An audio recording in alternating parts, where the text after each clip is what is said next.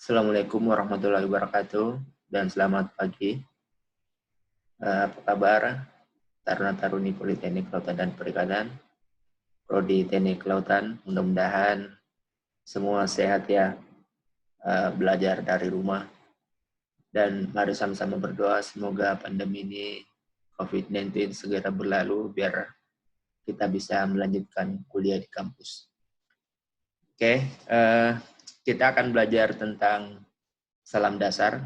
Nah, di salam dasar ini kita akan belajar peralatan apa yang digunakan untuk menyelam dan juga pengertian selam itu sendiri.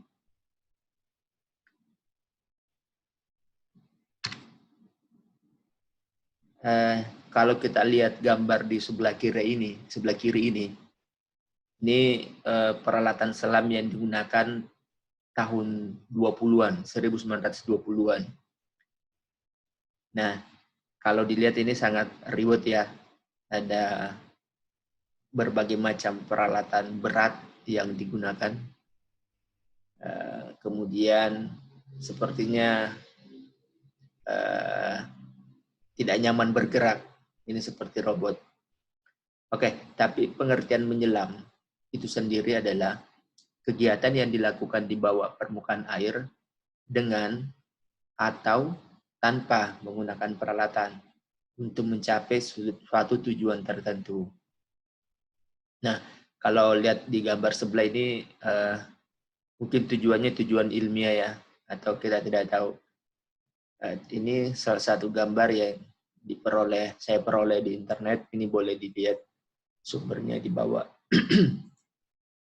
Nah, selam ini memiliki sejarah panjang, dimulai dari kurang lebih 5.000 tahun yang lalu, dengan dimulainya tanpa alat untuk memenuhi kebutuhan pangan sebenarnya.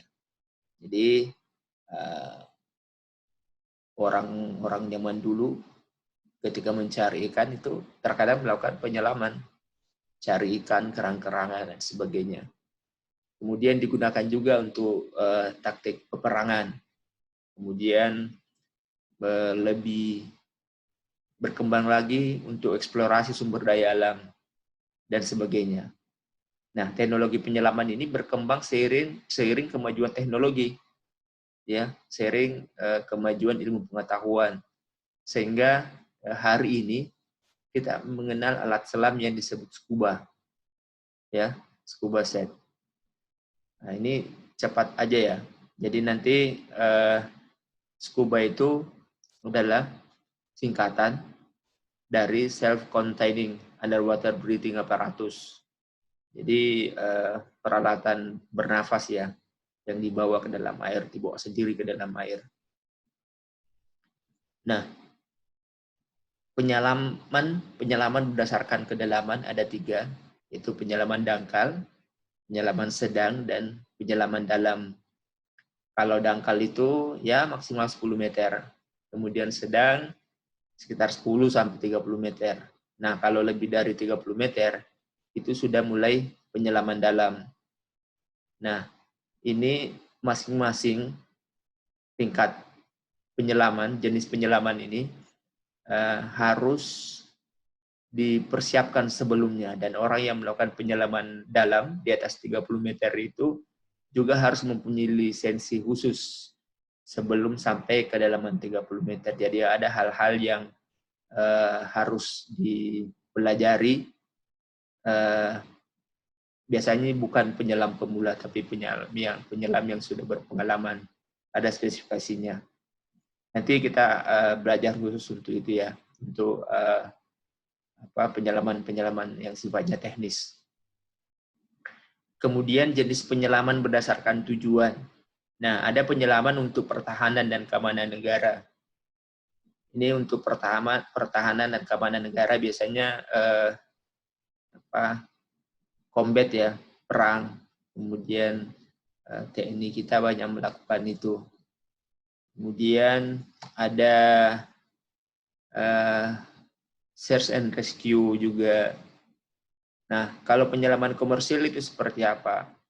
Misalkan penyelaman untuk wisata, ya, bersenang-senang. Kemudian ada juga penyelaman komersil, misalkan melihat berwisata, melihat kapal tenggelam, ya, wreck.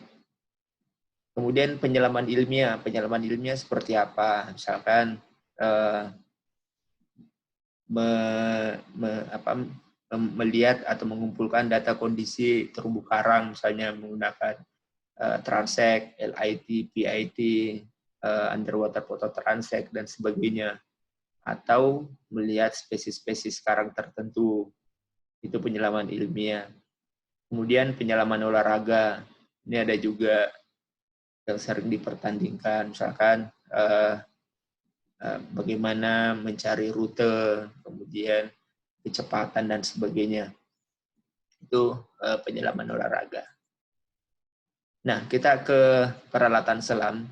Ini nanti pada saat di kampus kita akan melihat secara detail masing-masing dari apa yang sudah disampaikan di PowerPoint ini, presentasi ini.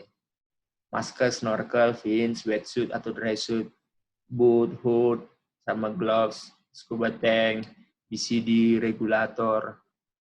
Ada beberapa peralatan lainnya sampai DEFCON. Nah, kita akan membahas satu persatu dari 17 peralatan selam ini, mulai dari masker.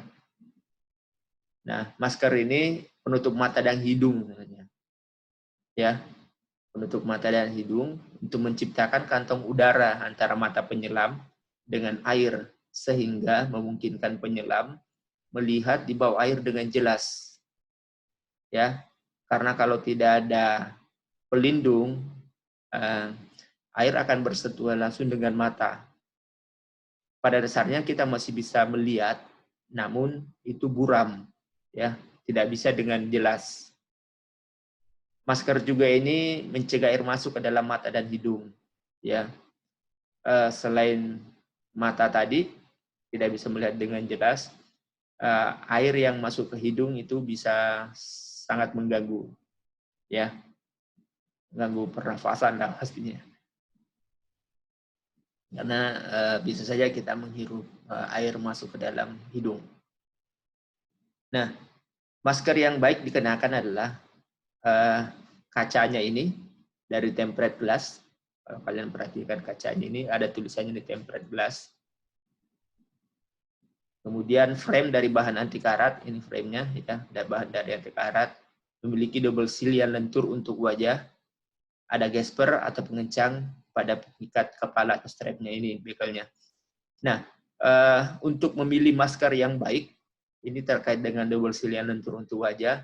Ketika beli masker baru, kalian coba praktekkan, letakkan atau simpan atau gunakan masker di muka, kemudian tarik sedikit nafas, kemudian menunduk. Kalau maskernya jatuh, itu berarti tidak cocok dengan kontur muka. Tapi kalau maskernya bisa tahan pada saat menarik sedikit udara dan masker tidak jatuh ketika menunduk, itu kemungkinannya cocok dengan mukanya. Nah, jangan memilih masker yang tidak cocok dengan bentuk muka, karena kalian akan kerepotan pada saat di dalam air, itu air akan sering masuk ke dalam masker. Ini adalah bagian-bagian masker. Ini strapnya belakang ini, biasanya karet, dan biasa ada juga dijual secara terpisah. Di sini ada semacam bahan neopren dipakai di belakang strap ini supaya tidak kasar di rambut, ya, dia lebih halus karena rambut. Ini adjustment-nya, buckle-nya, jadi bisa diatur kesesuaian antara ukuran strap ini dengan menyesuaikan dengan bentuk kepala. Kemudian tempered glass, ini tempered glass, ya. Kemudian ada pocket nose, ini kantongnya, kantong untuk hidung. Frame, ini frame-nya. Kemudian ini seal, ini seal-nya, ya. Seal. Oke, ini ada beberapa jenis masker. Karena kalau kita lihat ini kayak mirrorless. Jadi kalau di depan kita bisa bercermin seperti model kaca riben kalau di mobil. Kalau dari dalam tetap kelihatan jelas juga, tapi kalau dari luar ini kelihatan mirror. Kemudian masker juga ini ada beberapa yang bisa diganti ukurannya sesuai dengan mata minus atau mata plus. Mata minus biasanya ya. Nanti ada khusus, lensa khusus untuk yang minus. Nah, kalau kita perhatikan, ini ada berbagai macam bentuknya. Ada yang menggunakan 2 kaca, ada yang 1 kaca. Kemudian ada yang bahannya semua rubber ya. Ada yang silikon. Kemudian ada full face. Ini satu muka kena semua ini. Kalau ini kan hanya hidung dengan mata. Kalau ini satu muka kena sama dengan yang ini. Nah, karena di dalam air biasanya penglihatan di dalam air ketika menggunakan masker itu ukurannya 2 kali lebih besar, ya. Jadi kalau lihat bukan lebih dekat ya, kelihatan lebih dekat dan lebih besar objek yang di bawah air. Nah, untuk pemeliharaan dan penyimpanan, pertama itu jangan terpapar sinar matahari terlalu lama itu masker. Kemudian cuci dengan air tawar setelah selesai digunakan. Jangan tergencet saat penyimpanan atau pada saat transportasi. Nah, untuk penyimpanan dalam jangka waktu yang lama, berikan silikon spray dan masukkan ke dalam kotak penyimpanan. Nah, salah satu teknik juga perawatan masker itu, biasanya ini tricky sih, banyak menggunakan pasta gigi untuk membersihkan tempered glass-nya atau baby oil supaya tidak fogging atau tidak berembun ketika dipakai saat menyelam. Tapi kalau untuk mau beli, ini ada disiapkan, ini anti fog, misalnya ini produk dari Amscoot, bisa tersedia di pasaran. Oke. Nah, snorkel. Snorkel ini berfungsi untuk membantu penyelam bernafas di permukaan air tanpa harus mengangkat kepala. Jadi kepala tetap ditelungkupkan di permukaan air, bernafasnya pakai ini. Ini ada mouthpiece, kemudian udara dihembuskan lewat sini, ya. Ini membantu penyelam menuju tempat penyelaman tanpa harus menggunakan udara dari tabung selam. Jadi kalau setelah entry dari kapal atau dari dermaga, tidak langsung menyelam, tapi harus menuju tempat penyelaman. Harus berenang dulu 100 meter, 200 meter. Nah, sambil menelungkup ke dalam air, melihat ke dalam air, tidak harus menggunakan regulator. Tidak harus menggunakan udara yang ada dalam tangki tabung selam, tapi bisa menggunakan menggunakan snorkel. Jadi kita menghirup udara bebas saja. Nah, ini ada snorkel keeper. Snorkelnya ini dipakai untuk mencantolkan di strap masker. Kemudian ada mouthpiece-nya, ini valve. Jadi ada model gini ya, kalau ini tidak menggunakan valve. Valve ini katup, jadi udara bisa keluar dari sini. Ya, ketika kita blasting, kita mengeluarkan air, ada air yang masuk, kita tiup dengan keras, blasting, ini air akan keluar ke atas sini. Ini air akan keluar di sini. Nah, biasanya bagi yang tidak kuat mengeluarkan air mungkin, nah ini bisa tutup di atas di sini, kemudian tekan, blasting, airnya akan keluar dari valve ini, melalui valve ini. Ya. Nah, biasanya ada yang menyediakan snorkel yang di bagian atasnya tertutup, atau ada bola-bola dan sebagainya, itu sebenarnya untuk mencegah air masuk ke dalam, tapi terkadang itu kadang bermasalah juga karena bola-bolanya misalkan dia tiba-tiba nempel di badan atau tabung ini, susah bernafas. Atau pas ada penutupnya di sini, mencegah ombak, ketika ombak, mencegah air masuk, tapi terkadang juga kita susah blasting, pada saat blasting airnya masuk kembali. Nah, tapi itu sih tergantung dari, karena ada orang yang beli snorkel juga karena persoalan estetika dan sebagainya. Tapi kalau menurut saya yang mana yang nyaman digunakan dan aman. Harus nyaman dan aman ya. Nah, fins ini gunanya memberikan kekuatan pada kaki dan merupakan alat penggerak. Ada 3 jenis setidaknya, ada full pocket, ada open heel, ada adjustable open heel. Nah, materialnya sih dari rubber silikon ataupun full rubber. Nah, kalau fins ini bisa dilihat nih, di sini ada fins, ini open heel, ini open heel ya, foot pocket. Jadi ini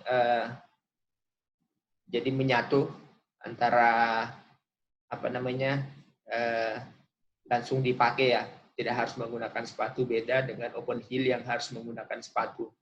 Kalau ini misalkan ini adalah open heel yang harus menggunakan sepatu.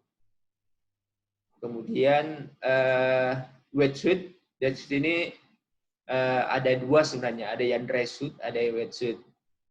Nah, ini pelindung tubuh yang terbuat dari neopren dengan gelembung-gelembung busa berudara. Jadi tidak menyerap air dan bermacam-macam ukuran, ketebalan maupun modelnya. Jadi kalau yang wetsuit ini fungsinya bukan berarti air tidak masuk ya.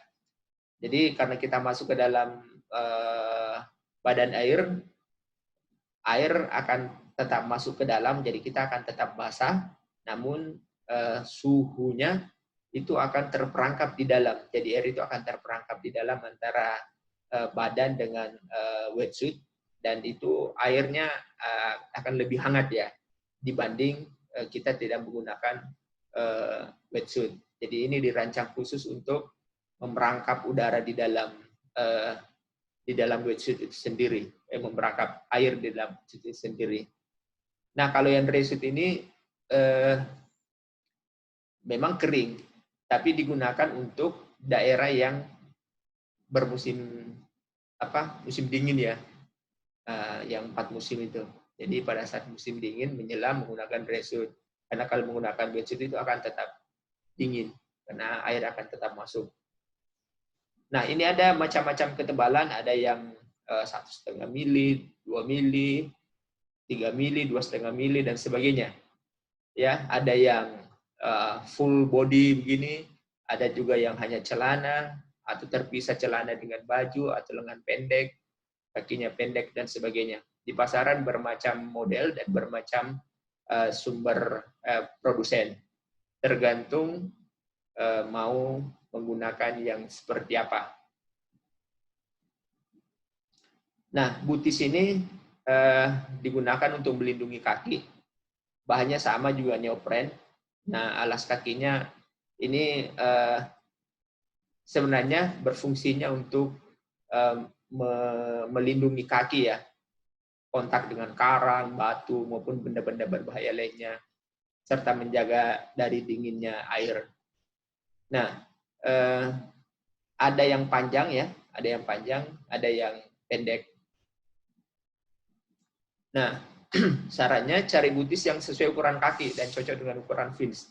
Jangan sampai butisnya terlalu besar, malah tidak nyaman ketika menggerakkan kaki di air.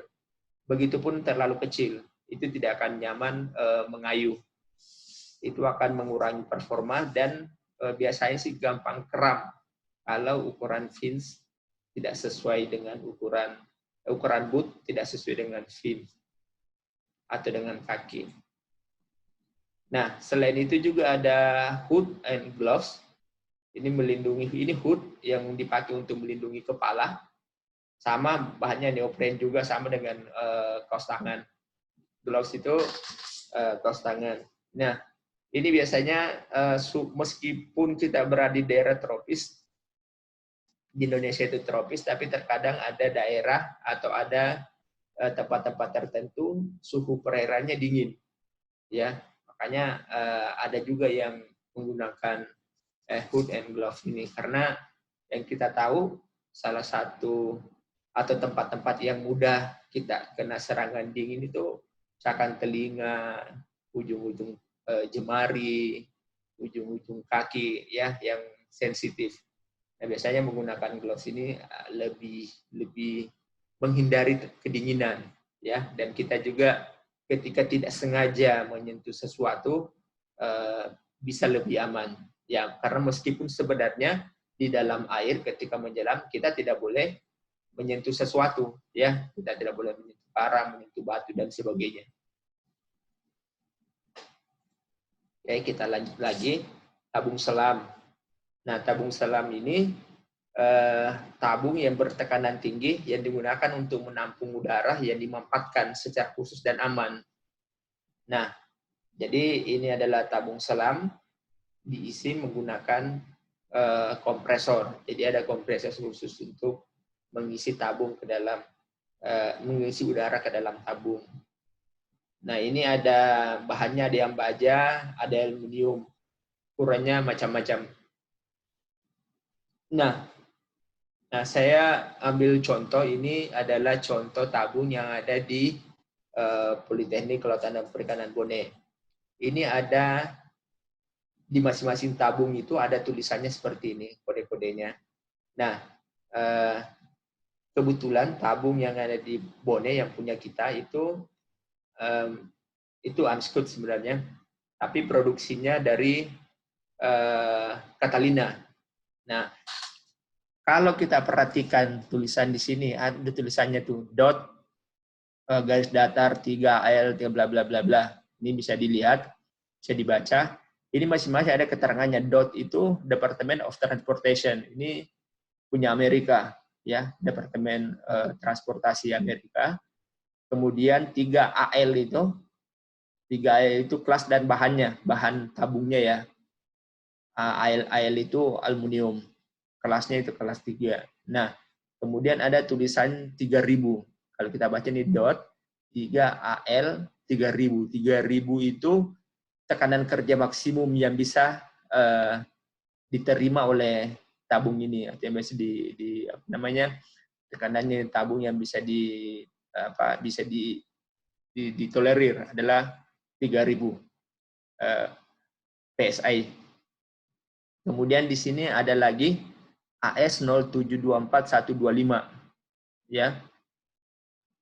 Nah, ini AS 0722499. Nah, ini nomor seri tabung ya. Nomor seri tabung ini AS kodenya, ini AS juga kodenya. Di sini AS juga kodenya, di belakang juga AS. Nah, kode tabung ini dikeluarkan oleh Catalina. AS itu AS, ini AS07, AS07. AS itu berarti tabung yang ukuran 80 kubit atau yang 3000 PSI. Kemudian ada lagi M4002. Ini kode pabrik yang diberikan dot untuk Catalina dari Department of Transportation. Ini ngasih ke Catalina M4002. Kemudian 09C15, ini bulan dan tahun tes hidrostatis pertama. Jadi ketika diisi di tes pertama pada bulan 9 tahun 2015. Nah, ini 5 tahun sekali harus ditera ulang ya. Berarti bulan 9 tahun 2020 harusnya diperiksa kembali, ditera kembali tabungnya. Sorry, bukan ini bukan Unscoot ya, sorry. Ini Sherwood kalau nggak salah, Catalina. Kemudian ada SP12, kode ulir kapelan tabung itu. Kemudian TC3LM, ini Otoritas Transportasi Kanada. 207 ini tekanan servis tabung dalam satuan metrik. Ini Catalina berarti dibuat oleh perusahaan Catalina. Nah, ada 2 jenis katup yang digunakan pada tabung selam, yaitu tipe K dan tipe J. Ini bisa dilihat, yang ini tipe K dan yang ini adalah tipe J. Tipe K itu mudah dibuka dan ditutup tabungnya. Tapi harus ada alat tambahan untuk memonitor isi tabung. disebutnya pressure gauge. Nah, karena apa? Bedanya dengan yang tipe J ini ada tuas mekanis yang ini, yang sebelah kanan ini nih, ujung ini. Nah, dia posisinya di atas, tuasnya ini harusnya di atas ketika biasa. Jadi tuas mekanis ini berfungsi ketika tekanan di dalam tabung sisa sekitar 300 PSI, dia otomatis menutup katupnya, ya, menutup katupnya. Jadi dia naik, jadi kita harus tarik lagi kembali ke bawah, ya, untuk menggunakan oksigen cadangan yang ada. Nanti oksigen cadangan yang ada yang 300 PSI itu yang harus kita hemat atau kita persiapkan untuk naik ke permukaan, ya. Nah, bedanya tipe K dengan tipe J ini. Nah, kalau tipe K ini kita bisa lihat yang sebelah kiri tipe K, yang sebelah kanan tipe J. Ini ada tuas cadangan mekanisnya. Kalau di sini tidak ada tuas mekanis, tuas cadangan mekanis. Nah, ini ada safety plug. Ini ada safety plug sama yang sebelah sini. Karena ketika kita mengisi udara, tekanannya terlalu tinggi, maka safety plug ini yang membantu mendorong, membantu menahan tekanan udara itu. Jadi dialirkan ke sini udaranya ketika terlalu penuh. Maka biasanya di sini yang bocor. Ya, sini harus kuat. Ini bagian-bagiannya, di sini ada O-ring. Di sini juga O-ring, sini O-ring yang ke first stage, ini ke O-ring yang ke tabung, ya. Nah, ini ada pipa.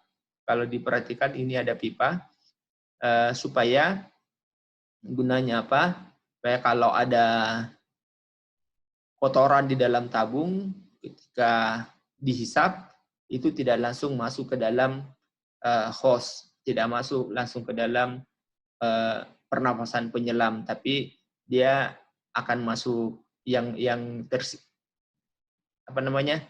pipa ini. Dengan adanya pipa dia bisa menyaring, yang masuk itu udara. Kalau misalkan tidak ada pipa, maka ini bisa saja ketika pada posisi nungging, pada saat dibawa, udara akan keluar, apapun yang ada dalam akan keluar. Kalau dengan adanya pipa, dia akan menyaring, yang keluar itu hanya udaranya saja. Kotoran tidak akan bisa, karena dia akan menempel di tabung, ya. Ini keran pemutar kalau misalkan untuk membuka dan menutup tabungnya. Nah, ada beberapa hal yang perlu kita perhatikan untuk merawat tabung selam. Itu jangan mengisi tabung melebihi kapasitas yang telah ditentukan. Kalau misalkan 3.000 PSI, jangan isi sampai 5.000 PSI, ya, karena itu akan merusak, bisa meledak, bisa ini lepas, bocor, atau plugnya sini terlempar. Jadi usahakan jangan melebihi dari yang disarankan, karena kita harus memperhitungkan juga kalau kita tidak sadar terjadi dijemur tabungnya, nanti akan berubah suhunya, nanti tekanannya juga akan bertambah. Itu semua harus dipelajari. Oke, saat mengisi tabung dari kompresor, udara di sekitar harus bersih. Segera rendam dan cuci tabung setelah digunakan menyelam agar partikel garam bisa segera hilang dan tabung terhindar dari korosi. Cek fisik tabung secara berkala, terutama di bagian dalam tabung. Jadi ini kepala tabung bisa dilepas, ya. Untuk keamanan pemakaian perlu dilakukan tes hidrostatis setiap 5 tahun sekali. Nah, untuk menghindari benturan tabung dengan menggunakan pelindung bodi dan sepatu tabung, ini ada net, ini ada jaring-jaring tabung, bisa dimasukkan tabungnya, di bagian bawah juga bisa menggunakan sepatu. Jadi ketika tabung diangkat, kena lantai, biasanya tidak langsung pecah lantainya, atau tabungnya tidak langsung penyok karena ada karet, ya. Hindari pemakaian tabung hingga benar-benar habis agar uap air tidak masuk. Jadi selalu sisakan udara di dalam tabung, jangan benar-benar habis. Nanti ada uap yang masuk ke dalam dan itu bisa menyebabkan korosi di dalam. Apabila menyimpan dalam jangka panjang, tabungnya sebaiknya diletakkan pada posisi tegak dan hindari tempat panas. Oke, ini BCD, Buoyancy Compensator Device. Nah, ini salah satu perlengkapan penting penyelam yang berfungsi untuk jadi pelampung selama berenang di permukaan. Nanti penyangga tempat istirahat saat keadaan darurat. Di ketiga penyelam dalam keadaan darurat bisa diisi kompensator BCD-nya, device-nya, buoyancy compensator device atau BCD, sehingga dia tetap mengapung dan bisa menjadi penyangga kepalanya. Membantu neutral buoyancy saat dalam air. Neutral buoyancy itu keadaan di mana kita bisa mengapung dengan baik di dalam air, jadi tidak tenggelam, juga tidak mengapung, ya. Buoyancy-nya netral. Jadi kita bisa mengisi BCD kita dengan udara atau melepaskan udara yang ada dalam BCD.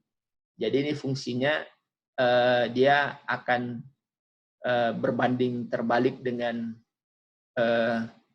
pemberat. Pemberat bisa membuat kita menjadi lebih berat, BCD bisa membuat kita mengapung. Tapi kita harus tetap hati-hati ya, jangan mengisi BCD terlalu banyak ketika berada dalam kedalaman, karena bisa saja kita langsung meluncur naik ke atas.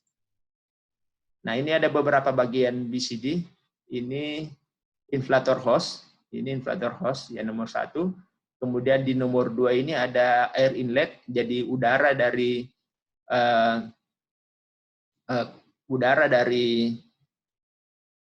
tabung akan masuk melalui ini. Ada hose nanti di sini yang menghubungkannya. Kemudian ini power inflator untuk mengisi udara. Untuk mengisi udara dari tabung, tinggal pencet yang nomor 3, maka udara akan masuk mengisi BCD. Kantong udaranya akan terisi. Kemudian, kalau yang keempat, mau mengisi udara secara manual, nah bisa menggunakan ini oral inflator. Jadi tinggal tekan nomor 5, kemudian hirup tiup udara. Maka BCD akan terisi dengan udara dari mulut. Kemudian dari nomor 5 ini deflator, ya. Kalau ini nomor 3 inflator, nomor 5 ini deflator. Jadi untuk mengeluarkan udara. Nomor 6 ini ada kantong. Kantong ini bisa diisi perlengkapan, bisa juga diisi pemberat. Tapi biasanya ini holder gauge disiapkan di sini, di sebelah sini biasanya untuk menyimpan oktopus, ya. Di sini juga banyak gantungan ada di sini bisa menggantung peralatan teknis lainnya yang dibutuhkan. Kemudian di belakang ini ada dump valve. Ini dump valve. Juga di sini berfungsi ketika diisi udara dengan memencet nomor 3 atau meniup dari nomor 4, ketika BCD-nya sudah terisi penuh atau air bladder-nya sudah terisi penuh, maka otomatis akan keluar di sini nomor 7 atau di nomor di sini. Ya, otomatis akan keluar. Kemudian ada backplate. Nah, backplate ini tempat menempelnya tabung, ya. Tabung. Jadi di sini menempelnya antara tabung dengan BCD. Diikat di nomor 9, strap. Di sini ada strap, belt, and buckle-nya. Ini. Strap, belt, and buckle. Nomor 10 ini air bladder-nya. Jadi kantong udaranya di sini. Ada di sini juga kantong udara. Nah, ini banyak buckle semua, buckle. Maaf, ini ada strap juga, di sini ada, di sini ada. Jadi ketika digunakan, ini harus dikancing dengan baik dan benar. Ini harus ditarik supaya pas di badan. Ya, pas di badan bukan berarti harus terlalu kencang, karena kalau terlalu kencang takutnya malah tidak bisa bernafas dengan baik. Ya, secukupnya. Nanti ketika di permukaan masih terisi udara, tarik secukupnya, seperlunya. Nanti setelah turun di bawah, udara semua sudah keluar, tinggal sisa sedikit yang dibutuhkan untuk netral buoyancy, baru kemudian eratkan kembali. Ini ada regulator. Seorang penyelam itu tidak dapat langsung bernafas menggunakan udara yang ada dalam tabung karena tekanannya tinggi, jadi dapat merusak organ pernafasan. Makanya dibutuhkan regulator agar udara dalam tabung itu dapat digunakan. Nah, ini ada double host regulator, ada single host regulator. Kalau sekarang kita lebih banyak menggunakan yang single host regulator. Nah, single host regulator setidaknya ada 3 bagian. First stage ini yang nempel di tabung, kemudian ada host, ini seperti kabel ya, selang udara, kemudian ada second stage. Second stage ini yang digigit, ini yang di mouthpiece ya, yang ada nempel di mulut ya. Karena kalau kita lihat ini ada air push button, jadi ini kalau ditekan ini bisa, namanya tombol kuras. Jadi udara bisa air bisa dikuras di dalam. Nah, yang di belakang sini ini nih untuk digigit, taruh di mulut. Jadi ini nempel ke tabung, kemudian udara dialirkan ke sini, ketika dihisap, nah, masuk ke dalam, dan ketika dikeluarkan maka udara akan keluar di sini samping sini. Kalau mau menguras, tekan ini maka air akan keluar di dalam mouthpiece ini, second stage. Ini direkatkan kepala tabung tadi seperti sudah dijelaskan. Setelah dikunci, ini berfungsi mengurangi tekanan udara dari sekitar 300 psi menjadi 125 atau 145 psi.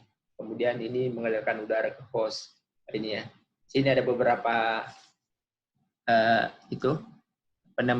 tempat hostnya.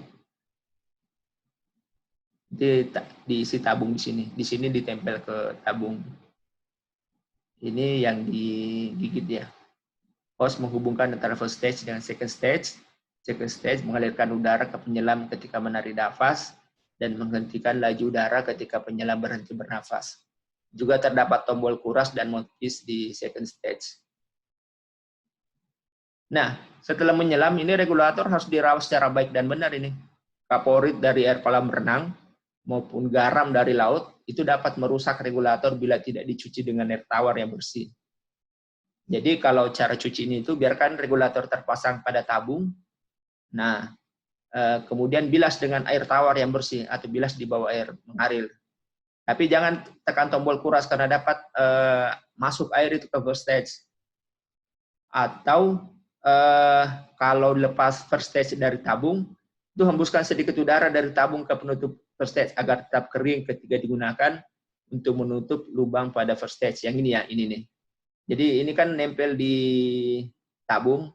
Ketika selesai digunakan, ini kan harus dilepas nih yang hitam ini, kemudian ditempel ke tabung first stage-nya. Setelah dilepas kembali dari tabung, penutupnya ini harus dibersihkan dulu karena takutnya ada pasir, ada kotoran dipakai menutup first stage, maka harus dibersihkan dari kotoran. Dan bisa menggunakan udara, sisa dari udara di tabung. Menggunakan sisa udara yang ada di tabung.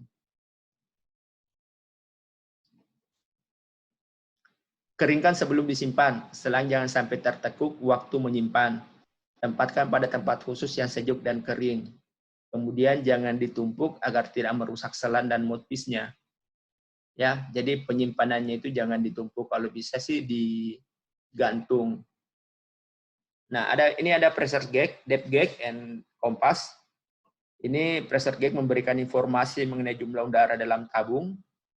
Depth gauge memberikan informasi ke dalam perairan, satuannya meter atau feet. Nah, kompas itu mengetahui arah. Saya sih alat ini tersambung ke first stage menggunakan hose. Jadi satu rangkaian sama regulator. Yang umum ditemukan itu adalah yang ini ya, yang ada pressure gauge-nya. Ini satuannya bar. Kalau kita lihat ini juga satuannya bar, ada berapa bar, kemudian ini kedalaman. Ini kedalaman. Ya. Ini adalah kompas. Ini kompas. Biasanya yang dua ini, pressure gauge dengan depth gauge ini tergantung atau terhubung dengan tabung. Ya. Nah, kalau lihat di kedalaman ini, ini ada sebenarnya ada dua jarum di dalam. Yang pertama yang hitam itu akan bergerak, ya, sama yang ini. Maaf, saya sebut merek, ini merek Crazy dengan Scuba Pro. Ketika ini jarum hitam, kita lihat yang Crazy ya. Ketika jarum hitam menyesuaikan kedalaman, misalkan sampai kedalaman 12 meter, maka jarum kecil yang dari stainless ini, kalau diperhatikan di sini ada jarum kecil, akan mengikut sampai ke 12. Nah, ketika kita naik ke permukaan, jarum hitam ini akan menyesuaikan 9, 6, 3, sampai 0 ketika sampai di permukaan. Namun jarum stainless atau jarum besinya itu akan tetap pada posisi di mana kedalaman terakhir yang ditunjukkan. Fungsinya apa? Kita bisa melihat kita menyelam sampai kedalaman berapa. Kedalaman terdalam yang kita bisa lihat biasanya terrekord di sini. Sama di sini juga di Scuba Pro juga begitu. Dia ada. Ya, ini ada kenapa ada semacam baut minus di sini, itu bisa diputar kembali ke 0 untuk jarum besinya. Oke, Octopus sama saja dengan second stage, cuma ini sifatnya ekstra. Biasanya digunakan untuk memberi bantuan atau udara pernafasan ke penyelam lain yang membutuhkan pertolongan. Nah, ini catatan, jangan gunakan Octopus untuk menyelam bersama body, tapi gunakanlah hanya sangat emergensi saja. Jadi jangan turun menyelam, temannya menggunakan first stage, badinya menggunakan Octopus pada tangki yang sama. Itu jangan ya. Octopus ini biasanya berwarna kuning atau berwarna terang lainnya, karena diharapkan mudah ditemukan sangat emergensi, ya. Sama alat ini juga tersambung ke first stage menggunakan hose. Wake bell ini diperlukan untuk mengatur daya apung. Jadi kalau BCD tadi supaya kita mengambang, kalau wake bell ini supaya kita tenggelam. Antara mengapung dan tenggelam, disitulah nanti kita ketemunya netral buoyancy. Nah, biasanya cara menentukan berapa jumlah pemberat yang dipakai itu adalah secara umum 1/10 dari berat badan pada saat menggunakan wetsuit ya. 1/10 dari berat badan. Kalau misalkan berat badan berapa? 50 kilo. Jadi harus menggunakan 1/10 dari 50 kilo itu.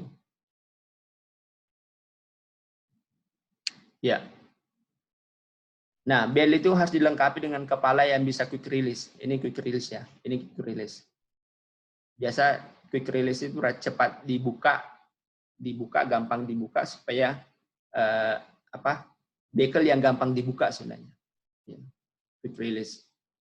Nah, ini ada macam-macam nih, ada yang 2 pound, ada yang 3 pound, yang 4 pound. Yang biasa kita lihat kan yang model kayak begini ya. Ini beltnya, wake-nya, ini belt. Jadi bel ini masuk ke dalam wake. Nah, pemberatnya ini ada yang 2 pound, 3 pound, dan 4 pound. Bahannya ada timah. Nah, sekarang ada juga yang dijual di dalam kantongan. Ini butiran-butiran timah, tapi sudah tidak solid padat seperti ini, tapi butiran-butiran seperti bola-bola kecil yang dijahit ke dalam, yang disimpan di yang berada dalam kantong. Nah, ini bisa dikantongi, ya. Ada tempat khususnya biasanya. Ini diving knife, ini pisau selam. Biasanya dibuat dari logam anti karat. Ini digunakan untuk memotong tali biasanya atau jaring yang tersangkut di karang supaya tidak ada lagi, tidak menjadi ghost fishing, ya. Jadi banyak kegunaannya. Tapi jangan digunakan untuk mencelakai orang lain ya. Kemudian center underwater light. Ini dipergunakan untuk melihat dalam air saat melakukan penyelaman malam. Nah, seiring perkembangan teknologi nih, bola lampunya sudah berubah dari halogen menjadi LED. Namun jangkauannya lebih jauh atau lebih terang, dan energi yang digunakan juga lebih efisien. Nah, kalau material pembungkusnya saat sekarang ini, dulu banyak plastik, sekarang banyak stainless steel ya. Iya, banyak stainless dengan warna-warna hitam kayak begini. Nah, kekuatan cahayanya biasanya dari lumens ini saya kopi yang punya Enscoot misalnya. Ini ada penjelasannya, berapa diameter lampunya, kemudian panjangnya ini 210 mili, berarti 21 meter ya, 21 cm ya.